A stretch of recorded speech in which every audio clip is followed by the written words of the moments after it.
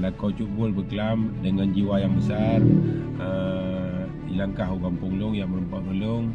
Dia ada kemaah masalah keluarga haji iaitu Cuk Bul.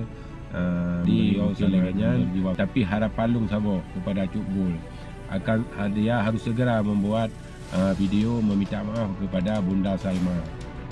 Menyanyian hana jila kemaah dengan cara media, mungkin filem akan berlanjut lah. Kita tunggu episod selanjutnya.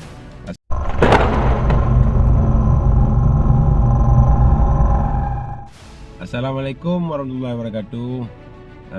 Semoga cara-cara lu mendum yang pendengar TikTok, penggemar TikTok ataupun Mazlum Aceh, harapan lu selalu sihat walafiat. Lu nak cerita bacut kisah lu dengan Cuk Bul, filem yang akan berlanjut.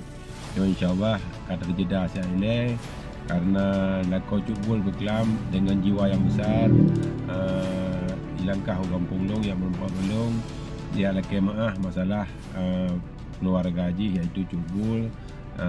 Beliau sangat berjiwa besar, menyampaikan maaf kepada ulun tuan nampak bukti ji berkelam bijak balung yang baca kuningnya di samping lu nyo na tanggal heblah berkelam cara tanggal heblah berkelam nyo kita nyo sama-sama harus mengucapkan terima kasih atas niatnya baik Lakau ji, dan sama-sama ada debu sosok sikripnya adalah hamba Allah yang sangat baik, yang selalu pendiam, yang tidak pernah menyinggungkan hati orang lain.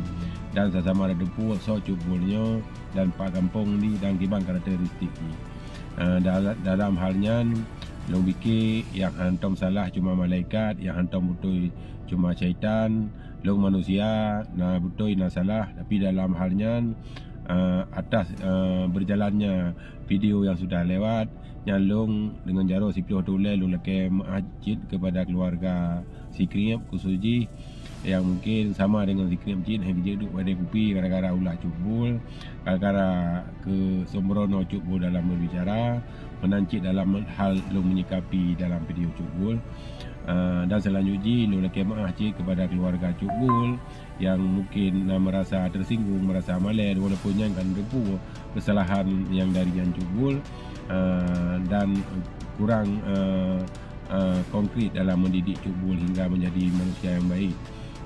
Jadi dalam halnya long jaro siploh pi atulet long leke maah nyo hana unsur paksaan dan hana unsur intimidasi mendira orang bi malah berkelam Sikrip yang jak balung. Mungkin Cuk Bul hana hidup hubungan long tibangan dengan Sikripnya kalau lagi ada long dari jamu, kalau lagi adik long. Jadi barokan kai meleke saran malung, bahkan segala mengkawin dengan Cuk Bul pi na pernah leke saran malung. Cumanya hanya cerita kali dan long hana long pelumah, hana long pegah pelumah video yang dia leke maaf berkelam. Jadi mungkin laginya, tapi harapan long sabo kepada Cuk Bul akan dia harus segera membuat video meminta maaf kepada Bunda Salma. Menyanyian hana jila kemaah dengan cara media, mungkin filem akan berlanjut lah.